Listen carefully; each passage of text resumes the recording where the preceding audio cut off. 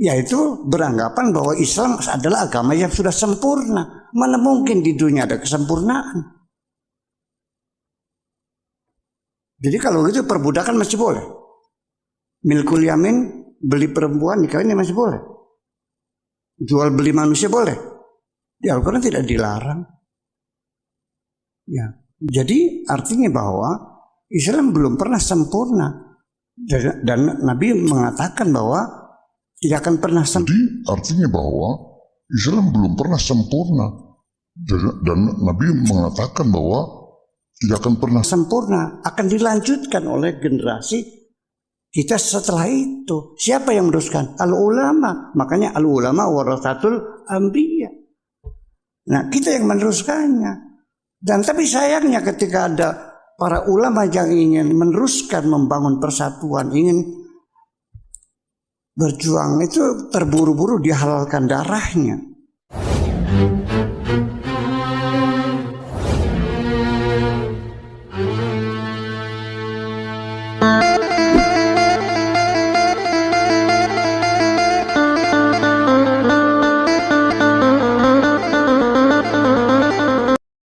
Pernyataan dari Abuya Syakur Yasin menjadi polemik.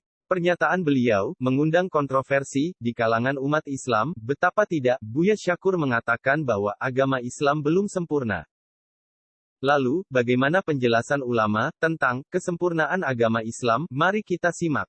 Agama Islam ini agama yang sudah sempurna. Nggak boleh tambah-tambah lagi. Ini penting dalam kita beragama ini. Karena kalau kita lihat, semakin hari kok banyak tambah-tambahan. Semakin hari kita berpikir ya itu mungkin kerjaannya dari ahlul bid'ah ya, nambah lagi. Ternyata ada sebagian ahlus sunnah juga udah mulai ikut-ikutan nambah-nambah dalam beragama ini. Nggak tahu dia belajar apa itu. Ya, sampai punya gelar lagi. Kok nambah-nambah ini, kok ikut begini. Padahal lagi agama Islam sempurna. Dan dia hafal ayatnya, al-yauma akmaltu lakum dinakum wa atmamtu alaikum ni'mati wa raditu lakumul islam dina. Pada hari ini aku telah sempurnakan bagimu agamamu, aku telah cukupkan nikmatku atasmu, dan aku ridho Islam menjadi agama bagimu. Sempurna agama Islam.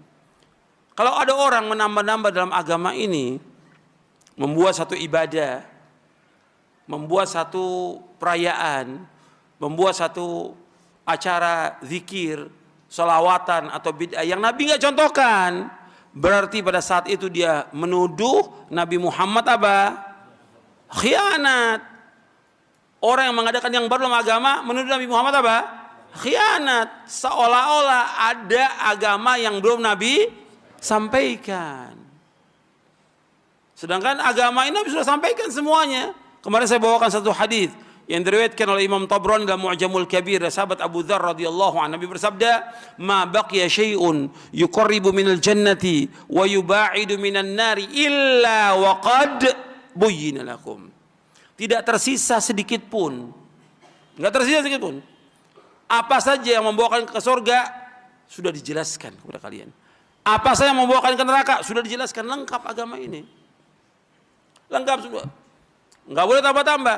Ketika orang menambah-nambah dalam agama ini, dia menuduh Nabi Muhammad khianat. Dan orang ketika melakukan perbuatan bid'ah, bid'ahnya dibilang apa sama dia? Hasanah. Dalam Islam enggak ada bid'ah hasanah. Nama orang ada hasanah. Ibu hasanah. Kalau bid'ah enggak ada yang hasanah. Nabi bersabda apa? Kullu bid'atin dhalalah wa kullu dhalalatin finnar. Setiap bid'ah itu sesat, setiap kesesatan tempatin neraka. Nabi yang bersabda demikian. Kok tiba-tiba ada orang yang mengatakan ini baik? Yang kita ikut siapa? Quran dan sunnah, bukan ulama yang kita ikut. Ini dalam beragama penting. Kalau enggak kita akan terus kata ulama ini begini, kata syekh gini-gini, kata imam ini. Loh, kita beragama ini ikut dalil apa ikut ulama? Dalil. Nabi sudah bersabda SAW, man ahdatsa fi amrina hadza ma laysa minhu fahuwa raddun. Akhrajahu al-Bukhari wa Muslim. Barang siapa mengadakan satu yang baru dalam agama yang tidak dicontoh dari kami, tertolak. Nas dalil. Nah, sekarang mulai dikemas tuh bid'ah itu. Dikemas gimana? Masalah khilafiyah. Ini gimana? Khilafiyah. Saya pikir yang ngomong itu kalau memang di ahlul bidah, kiai ahlul bidah, memang biasa dia. Sekarang yang udah sekolah, ya, punya gelar khilafiyah. Ya bidah tetap bidah, nggak ada khilafiyah. Yang namanya bidah ya bidah, khilafiyah bukan ilmu. Kalau sudah jelas dibilang bidah ya bidah, jangan dibilang khilafiyah. Nanti dibawakan ya hadis yang nggak ada asalnya, ikhtilafu ummati rahmatun, nggak ada asalnya, bukan sabda Nabi itu. Sallallahu alaihi wasallam, bukan sabda Nabi. Ikhtilaf umatku rahmat, berarti bersatu umatku azab. Iya tidak? Kalau mengatakan khilaf umatku itu rahmat, berarti bersatunya azab. Nggak ada itu hadis. Kita pakai dalil. Kalau memang sudah dikatakan bahwa ini bid'ah, katakan bid'ah. Di zaman Nabi nggak ada, nggak dilakukan, beda, jelaskan beda. Ini penting supaya umat tidak bingung. Jangan dianggap baik. Sebab kalau kita mengadakan yang baru dalam agama kita anggap hasanah, kita menuduh Nabi Muhammad khianat. Saya bawakan perkataan Imam Malik ya. Kata Imam Malik rahimahullah, Imam Malik bin Anas, gurunya siapa? Imam Syafi'i. Dia wafat tahun 179 Hijriah. Kata Imam Malik bin Anas, man ibtada'a fil islami bid'atan yaraha hasanatan faqad za'ama anna Muhammadan SAW khana risalah fa inna Allah yaqul al-yawma akmaltu lakum dinakum wa atmamtu alaikum ni'mati wa raditu lakum al-islam dina. Kata beliau, fama lam yakun yawma idzin dina fala yakunu al-yawma dina. Ini perkataan ini dimuat oleh Imam Asy-Syatibi di dalam kitabnya Al-I'tisam. Perkataan Imam Malik ini dimuat oleh Imam Asy-Syatibi dalam kitabnya Al-I'tisam di juz yang pertama. Kata Imam Malik begini, man ibtada'a fil Islam, barang siapa mengadakan satu yang baru dalam agama, yang baru dalam agama, yarah hasanatan, yang dianggap bid'ah itu apa? Hasanah, kata Imam Malik. Yang orang itu menganggap bid'ah itu apa? Hasanah. Faqad za'ama anna Muhammadan SAW khana risalah. Maka sungguh dia telah menuduh Nabi Muhammad apa? Khianat. Fa inna Allah yaqul, karena sungguhnya Allah telah berfirman dalam surah Al-Maidah ayat 3, al-yawma akmaltu lakum dinakum wa atmamtu alaikum ni'mati wa raditu lakum al-islam dina. Pada hari ini aku telah sempurnakan bagimu agamamu, aku telah cukupkan nikmatku atasmu, dan aku ridho Islam menjadi agama bagimu. Kemudian kata beliau lagi gini, rahimahullah, kata beliau, fama lam yakun yawma idzin dina fala yakunul yawma dina. Apa yang tidak menjadi agama pada zaman itu, sekarang pun enggak jadi agama. Ada di buku ini, ada perkataan Imam Malik tentang sempurnanya agama Islam, ada di buku ini. Jadi ikhwan fillah jazakumullah, bahwa agama Islam sudah sempurna, enggak boleh kita tambah-tambah lagi. Jadi kita ikut apa yang sudah dijelaskan oleh Nabi Muhammad SAW dalam akidah, dalam ibadah, dalam manhaj, dalam dakwah, sudah sempurna. Ikut, sudah. Gitu. Jangan buat yang baru dalam agama. Nanti kalau udah buat yang baru, lama-kelamaan akan sesat manusia ini. Sesat. Karena syaitan ketika dia menyesatkan manusia, itu enggak sekaligus. Allah menyebutkan wala tattabi'u khutuwatis syaitan innahu lakum aduwwum mubin. Jangan kalian mengikuti langkah-langkah syaitan. Berarti apa? Syaitan ketika menyesatkan manusia, khatwa-khatwa, selangkah demi selangkah, sedikit demi sedikit. Lama-kelamaan sulit orang untuk keluar. Makanya dikatakan oleh Imam Al-Barbahari di dalam kitabnya Syarhus Sunnah, orang setan itu ketika menyesatkan manusia itu dengan bid'ah yang tadinya bid'ah itu kecil, dianggap kecil, dianggap remeh, kemudian menjadi besar, dan orang itu sulit untuk keluar dari situ. Antum boleh saya ambil contoh, ya, tentang bid'ahnya Khawarij. Awalnya cuma zikir aja di masjid, bikin halaqah, kata pimpinannya sabbihu mi'ah, yang lain bilang kabbiru mi'ah, halilu mi'ah. Bacalah takbir 100 kali. Bacalah subhanallah 100 kali.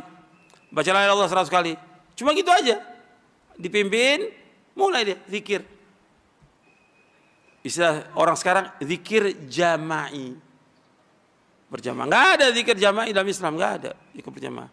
Nabi enggak pernah contohkan. Awalnya itu. Akhirnya Abdul Mas'ud radhiyallahu lihat seperti itu dimarahi. Di sini yang kadang-kadang tidak ada seperti Abdul bin Mas'ud radhiyallahu an. Ingkarul munkar. Perbuatannya baik. Tasbih baik. Tapi ketika dia tidak mengikuti contoh Nabi dan enggak pernah ada di zaman Nabi dan di zaman sahabat enggak ada. Dilakukan orang ini. Ditegur dengan keras. Sampai kata mereka, wahai Abu Abdurrahman, kami tidak kehendaki kecuali kebaikan. Omongan ini betul enggak kebaikan? Betul kebaikan yang melakukan. Subhanallah, alhamdulillah, wallahu akbar. Kebaikan atau tidak? Kebaikan. Yang tidak benar di sini apanya? Caranya yang enggak benar. Caranya Nabi enggak contohkan. Zikirnya benar karena Allah memerintahkan berzikir sebanyak-banyaknya. Ya ayyuhalladzina amanu dzkurullaha dzikran katsira wasabbihu bukratan wa asila. Wahai orang beriman, zikirlah kepada Allah dengan zikir yang banyak. Bertasbih kepada Allah pagi dan petang. Tapi caranya salah.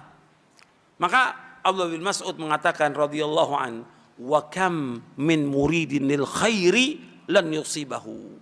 Betapa banyak orang yang mengendaki kebaikan itu enggak sesuai dengan sunnah.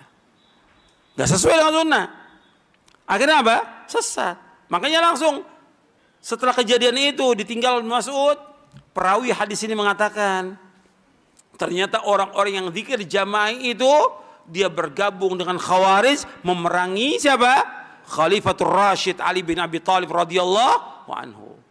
Bergabung, awalnya bid'ah kecil kan. Cuma cara zikir mereka bikin, akhirnya apa? Lama-kelamaan menjadi besar, nggak bisa keluar, bergabung mereka dengan Khawarij. Untuk memerangi siapa? Memerangi Khalifatul Rashid Ali bin Abi Thalib radhiyallahu anhu.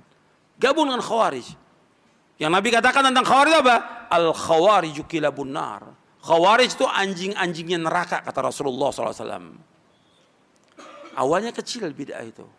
Makanya kita jangan main-main masalah bid'ah, masalah besar. Syirik bid'ah ini masalah besar, bukan masalah kecil. Yang kita wajib hati-hati. Dan juga nggak boleh dipermainkan dalam omongan sehari-hari, nggak boleh. Ada orang suka mempermainkan ini bid'ah, ini nggak boleh. Atau dalam bergurauan, bercanda nggak boleh. Ini agama. Kita gunakan pada tempatnya ketika betul-betul perbuatan itu nggak sesuai dengan sunnah, kita katakan bid'ah. Dan Nabi yang mengatakan demikian sallallahu alaihi wasallam. Yang pertama kali mengucapkan kalimat bid'ah siapa? Mengingatkan manusia tentang bahaya bid'ah siapa? Rasulullah SAW. Yang mengatakan bahwa semua bid'ah sesat siapa? Rasulullah SAW. Yang mengatakan bahwa semua kesatuan tempat neraka siapa? Rasulullah SAW. Nah kalau kita sampaikan begini, orang akan mengatakan, wah keras dakwanya. Keras. Apanya yang keras? Ini hadis Nabi. Saya dakwah nggak ngelemparin batu kok. Tapi itu yang kemudian orang mengatakan keras. Ketika kita jelaskan tentang tauhid, tentang bahaya syirik, dikatakan keras. Jadi maunya setan ini, maunya setan, kata setan, jangan yang begitu bawanya. Ya takwa aja, wahai manusia takwa kepada Allah, nggak usah dijelaskan. Yang marah ketika kita jelaskan tentang syirik, tentang bid'ah, yang marah siapa? Setan pertama kali. Kemudian setan mewahyukan kepada wali-walinya, wali setan ini. Untuk apa? Untuk marah. Karena setan juga punya apa? Punya wali. Jadi ada dua wali, ada wali Allah, ada wali setan. Makanya Syekhul Islam punya kitab namanya Al-Furqanu Baina Auliya'ir Rahman wa Auliya'i Syaitan. Perbedaan antara wali-wali Allah dengan wali-wali setan. Dan ini terus sepanjang sejarah. Artinya dari mulai dakwah ini didakwakan pertama kali oleh Nabi Nuh alaihissalam, karena Rasul yang pertama Nabi Nuh, sampai Nabi Muhammad SAW, sampai terus kepada sahabat tabi'in sampai sekarang. Ketika orang mendakwakan mesti dimusuhi. Kalau mendakwakan dakwah apa? Dakwah tauhid. Kalau dakwah cinta nggak ada yang musuhin. Ya, kalau dakwah cinta, tematik, nggak ada yang musuhin. Ketika tauhid, nah mulai setannya bangkit nih, mau merangi nih. Mudah-mudahan yang saya sampaikan bermanfaat. Kurang lebihnya saya mohon maaf. Wassalamualaikum Muhammadin SAW. Subhanakallahumma bihamdik. Asyhadu an la ilaha illa anta astaghfiruka wa atubu ilaik. Assalamualaikum warahmatullahi wabarakatuh.